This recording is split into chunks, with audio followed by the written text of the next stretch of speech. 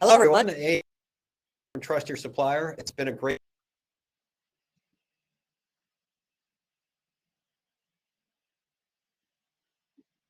Gary, you still there? There's no better person in the than Dr. Eloise Epstein. She spent a career helping guide the procurement industry through all kinds of transformations and leading us into the future. And she's an accomplished author on the subject of digital procurement. She's got a great book, Trade Wars, Pandemics, and Chaos. You should check it out. And today, she's going to share all those insights on digital identity, on digital wallets, and how they're going to be transformational in this continued journey that we're on around supplier identity and supplier transformation. So, Dr. Epstein, thanks so much for joining us today. We're all looking forward to us. Welcome, and can't wait to hear what you have to say. Thank you. Thanks for having me. I hope you're all having a great Digital Future event. I am absolutely going to be talking about the digital future here and sort of the digital future on how it is here today. But we are going to get in, I teased this, we're going to talk about the intersection of Web 3.0 and procurement. So we are likely to get into uncharted territory. And so uncharted territory is not always going to be set in stone, but that's the exciting part. So I want to take you back to March of 2021, and I want to take you to Walmart store number 2050, which is in Henderson, Nevada, not so far from where I was staying at the time. And I went first COVID-19 vaccine, and I'm sitting in the front of the store. I've just received my vaccine, and I have to do the 15-minute waiting period to make sure there's no side effects. And there were no immediate side effects. Those would come later. But I was actually starting to experience an existential crisis about the state of our healthcare infrastructure. You see, as I got my vaccine, I was given this vaccine card, a 3x4-inch square piece of paper. And what's it have? It has my name, it has the date, it has the store number, and it has the Moderna vaccine batch number, which in this case is 002B21A. And I'm holding this paper and this card, and I'm flipping it, and I realized that this holds the key to my next vaccine, my short-term health, and my long-term travel and business opportunities. Because in March of 2021, we didn't really know how this was all going to play out. And so I have to hold this piece of paper in a safe place, in a place where I can find it. Now, I'm really good at storing things in safe places. I'm not so good at remembering where I stored them. So where do I store it? And so that I can find it again. And this got me thinking. I'm still sitting at the front of Walmart thinking about the provenance of the vaccine that's now coursing through my veins. Where was it manufactured? Was it stored at the proper temperature from the time it was manufactured to the time it got to this store? And vaccine needs the Moderna and Pfizer need to be cold storage if you remember the whole cold supply chain. And how many entities touched this vaccine before it got put into my arm? Moderna to manufacture it, the third-party logistics to get it to the Walmart distribution center, the other logistics companies to get it from the Walmart distribution center to this Walmart store. And then after that, I then need to give this information to my employer, to my healthcare provider, to my insurance company. Somebody's got to give it to the government. And I got to thinking, is this card really how we are managing supply chain information management? This card's not digital. I have no visibility into the provenance of the vaccine, all that supply chain that I just described. This is certainly not resilient. And it's definitely insecure, as you can read my card right on the camera. So that brings me to a question. How many of you shop online? Most of you, I presume, to some degree. But how many of you really like to shop online? I do. My favorite is shopping for vegan food, high-end fashion, and used history books. But what's the least favorite part about that experience? Something that will make you abandon the shopping cart like that. And that's the checkout experience where you have to enter your phone number, your shipping address, your card number, and heaven forbid if you actually have an error in one of those and something doesn't match. And I always think, didn't I fill this out already? Why isn't this auto populating? And when I click the checkout button and I see those 24 form fields that ask for the information, a little voice in my head starts crying. Now, those of you that use Apple Pay or Google Pay or Amazon Pay know that these services will streamline that process significantly. When you get to the checkout and you see the button that says, say, Apple Pay, you click the button and bang, one click and all that information is sent to the vendor. And that's fantastic. I love that and makes me can go continue doing more shopping. And it's a great user experience. But technologically, there's still a problem with that. That is not the destination, because in that scenario, big tech still owns and uses my information. They still have.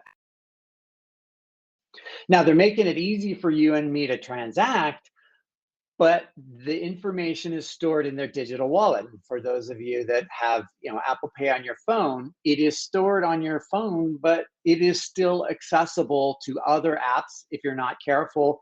And Apple still technically has that capability. And Google and Amazon are even less, and PayPal are even, I'll just say they're more sketchy about that.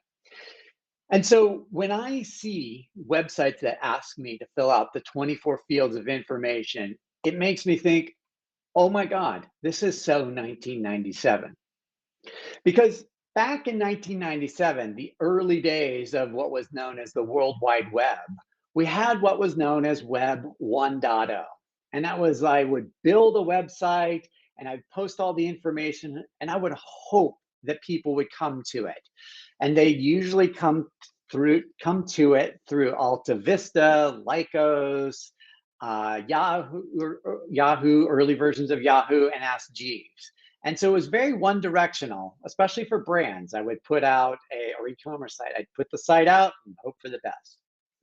But then we had the dot-com collapse, and coming out of the dot-com collapse, we had the Web 2.0, the emergence of Web 2.0.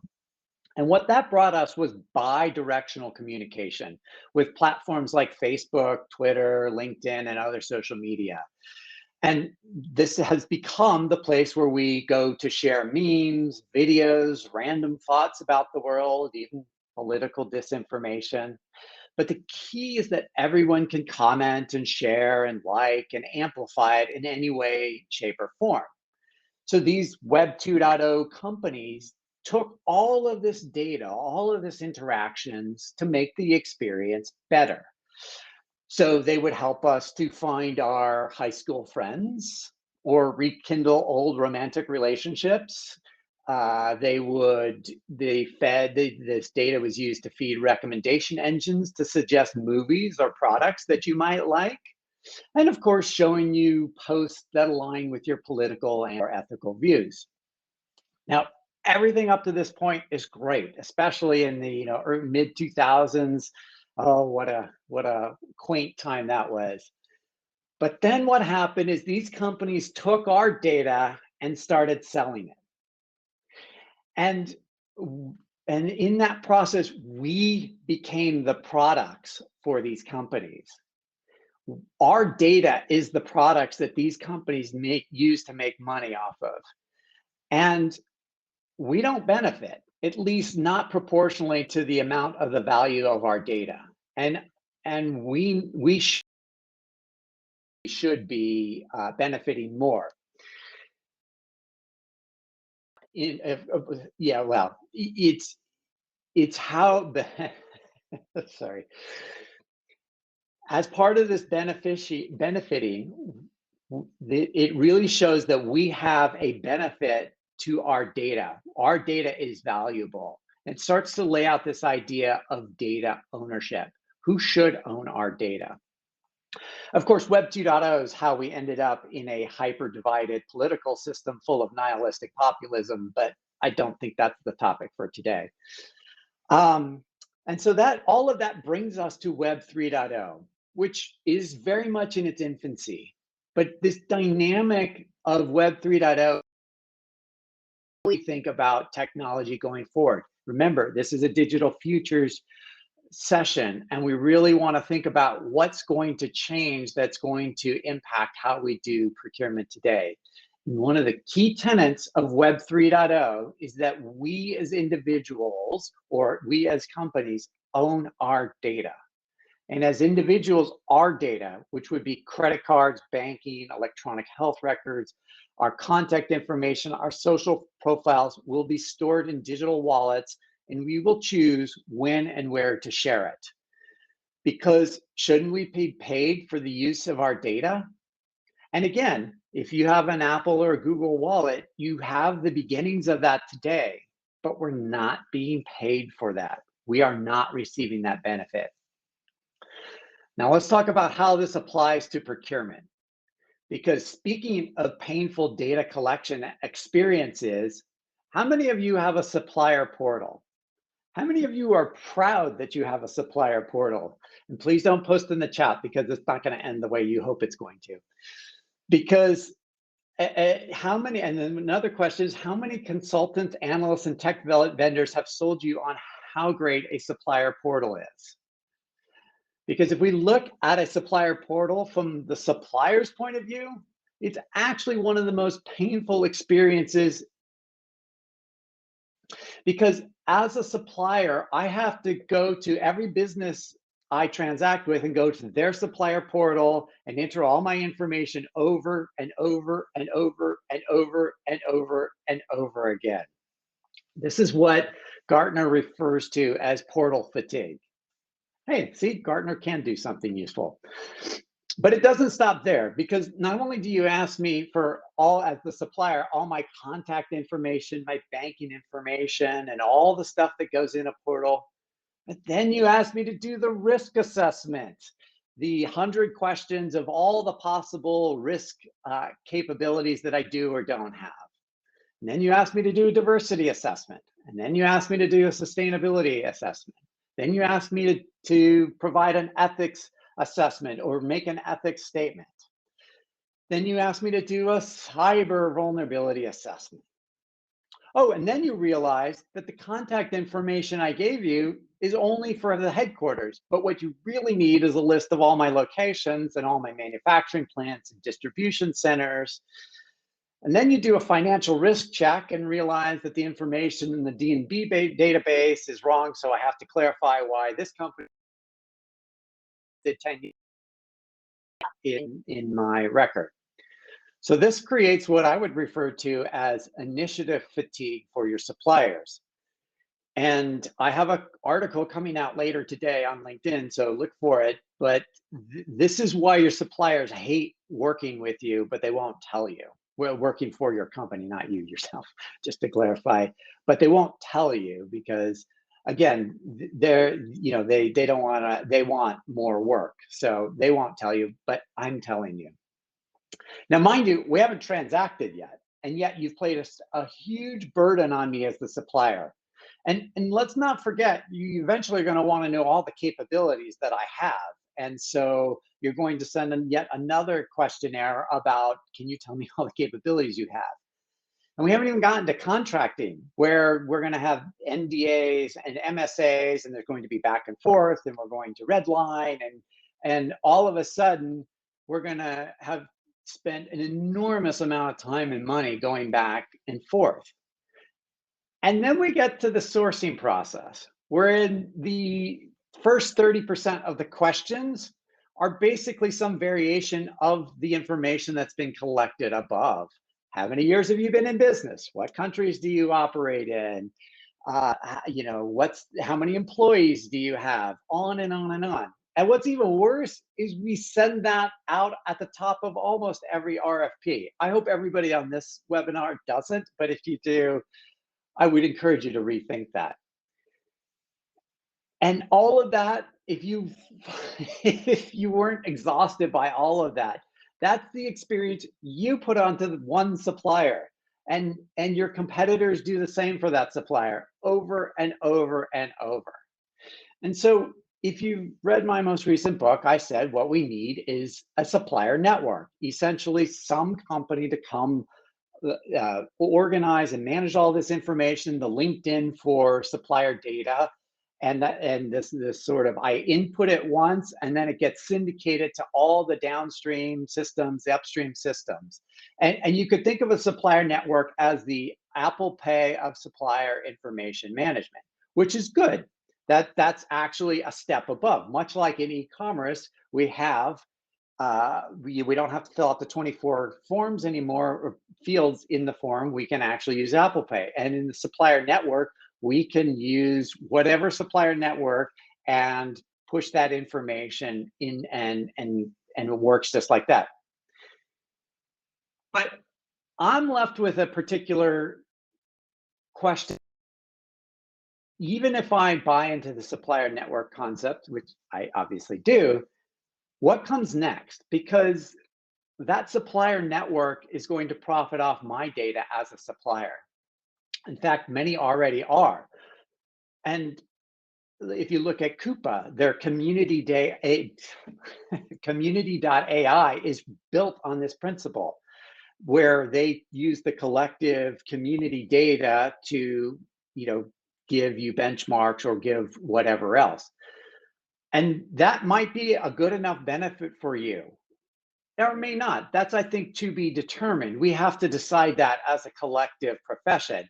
It does seem odd to me, though, that you would pay seven figures, multi-million dollars, give them all your data, your suppliers give them your data, and all you get back in return is, well, I'm not sure what we get back in return. So I think that's an open question. And by the way, I'm not picking on Coupa. Others do that too. So this is when we hear about community intelligence and AI, machine learning at this bigger level, the question we have to ask is, well, what data do I own? And am I making their data, their products better? Am I benefiting from this? So then if we really think about the digital wallet concept and Web 3.0, and I own my data, what if I, as a supplier, could own my own data in a digital wallet that's not stored or owned by a third party?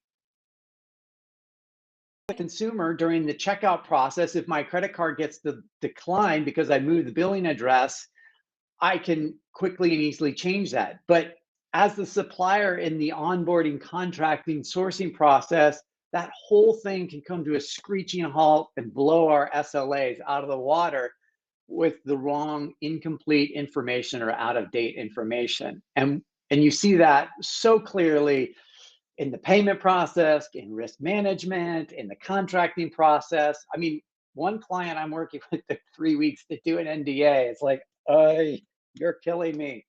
So, and it's because we had the bit of information that was out. That wasn't our fault, but it was the data they were collecting was out of date. And so, whereas an expired credit card brings your e-commerce transaction to a halt, all your supplier transactions coming to a halt is going to break the entire system. And so where I really think we need to start taking a closer look is if I had a digital wallet as a supplier, I could put I could do it once, I would own the information, and I would put my contact information, my banking information, I would put all my capabilities, I would put all my risk information. I might even do risk assessments and ESG assessments and put them all in my wallet. And I actually might even store RFP responses in my wallet. And actually then, if you as the buyer could consume them, and you asked me to respond to an RFP, I could just punch the equivalent digital wallet button and push it to that system. And when we're done transacting, you as the buyer don't have to offboard me. I just take my data back and move on. And I understand that this is going to create a series of other questions and that's okay. Like, that's when we're talking about the future, that's what we're really talking about, is where does this all go? Because Web 3.0 is sort of being defined, and I think as procurement, we're sitting at a very interesting intersection, because we're more likely to adopt the concepts in Web 3.0 than, say, any other function in the enterprise, because what we do is transact. And if you've read my current book, I talk about smart contracts, which are another evolution of this new technology, this Web 3.0 technology. And so if you can get past all the buzzwords and hype, and you notice I haven't said blockchain or NFT once, if you can just set that aside and look at the underlying principles, this actually could be very impactful for the way we transact. And so I'm going to bring to more of a close and open for questions, although I shudder to think what questions may come back. But I had a lightning bolt moment, and that's when you're walking or you're thinking or you're reading, and it's like, it hit me. Gary and Cy, Gary, who introduced me, and Cy, who work with Trust Your Supplier, they asked me for 4 hours of my time. And if you know Carney rates, you know 4 hours of a partner's time is really expensive, especially Carney's. And so they're like, can we sit and talk about where we're going, what we're doing? And I was like, I'm a nice person. And I said, sure. And like, my door's always open for anybody. And I take all kinds of calls every day, all day. And so 6 weeks ago, I was sitting in New York in the Carney office in Times Square, downtown Manhattan. And I spent 4 hours with those guys.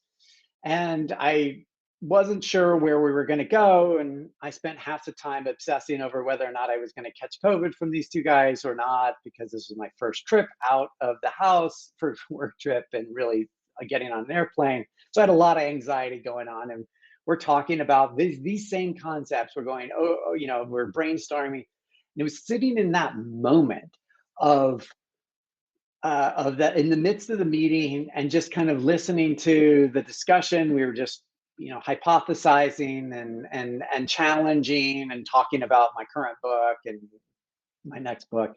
And that's when I had this lightning bolt moment, this like, oh my God moment, that if we as suppliers can't own our data and take ownership of our data, and as buyers we can't facilitate the exchange of that information, nothing is going to change. Because I actually need to push my thinking further. That was the aha moment. It's like, a supplier network's not good enough. It's good. It's a good intermediate step. It's the Apple Pay, as I said, of e-commerce evolution. But if I can't own my data, we're going to come to a fundamental screeching halt in terms of the trajectory of doing transactions with supply. And that's why I became utterly fixated on this idea of a digital wallet. And so that's my hypothesis for the future. There is a lunch and learn session, I don't even know what it's called, after this, but Gary and Cy will be talking about the technical mechanics of this, and sort of, they can guide you through like how they have built, because they build things, I talk about things. So and that's why I was excited to I'm really excited about this idea of a digital wallet. And it turns out that in my OMG moment, I realized they had built this. Like, that's what they have built. And so then that leaves us collectively with the question of, wait, if we actually have this sort of future technology now, what do we do to maximize that? And so I'll open the floor for questions, either about that or anything I've said, or general Web 3.0. But if you really want to see this in action, I would recommend talking to them, because again, while I talk about it, they do it, and they know how it will actually play out in practical terms. And I think we have exactly 5 minutes for questions.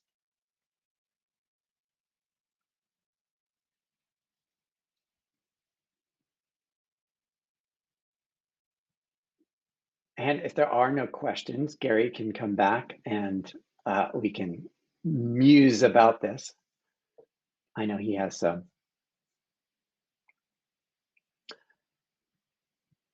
No questions? Going once? Going twice? All right. So I think what I would encourage you to do is, let me just summarize. I'm going to leave you with 3 questions then. I want to come back. I want to come back to the beginning and my vaccination card. Those of us that do modern supply chains. So here's your 3 takeaways. I want you to look at your vaccine card after this session or later today and think about all the information that's not in this card that you would really want to know either during or after you've put a vaccine in your body. And by the way, I'm very pro-vaccine. I've gotten doubly boosted and I will take any vaccine anytime. But that doesn't mean we shouldn't ask the question of where did it come and why do we not transfer? I would encourage you to think about both our healthcare and our supply chain infrastructure, because that's what we're solving for. And then the other piece is think about in B2B where we are sharing data and who's benefiting from it. And are you paying for somebody else to make use of your data?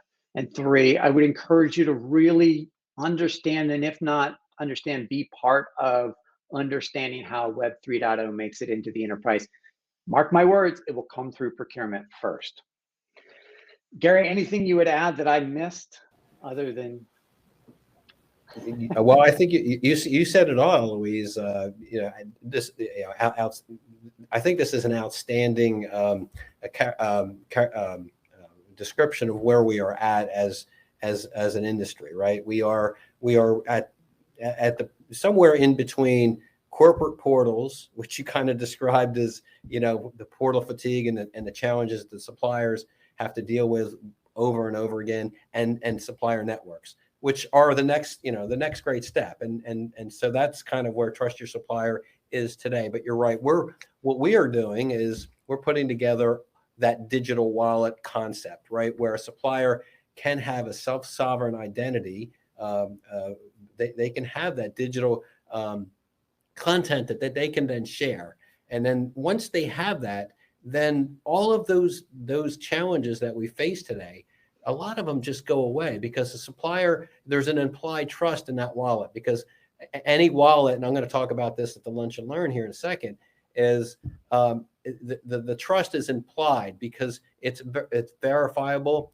There's sources in there that have information that can be provided via third parties that we all use today around due diligence and things of that nature. And so you're going to, as a procurement organization, you're going to receive a trusted record. You won't have to execute due diligence. Cycle time is going to be reduced or may evaporate altogether. You're going to have an entirely different experience consuming supplier information, able to resolve it in any kind of platform, whether it be your ERP or other back office solutions, your mobile device, or other ecosystems or infrastructures that you might have. This is a real game changer, we think, for where supplier identity and relationships with trading partners and suppliers are headed. So we did get a question. Amanda took pity on me and asked a question on how we get our suppliers to agree. And I think this is probably going to, this is why I don't talk about nonsense technology. This is a game changer, to use Gary's word, for suppliers, because if I can put it out there once and syndicate it elsewhere, and I can own that data, because I think we're going to learn pretty quickly that owning our supplier data is going to be important, not in terms of transacting, that's more of a historical view, but in terms of profiting off of it and others profiting off of it, then I'm going to agree to that, because it's going to benefit me. And then of course you could do incentives for giving discounts or early payments for those that adopt it. But I think for a supplier, it is a very exciting technology.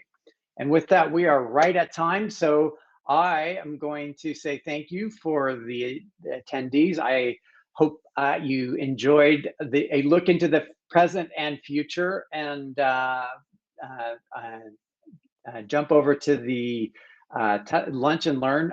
I'm hoping I got that right. And have a great rest of the Digital Future Day.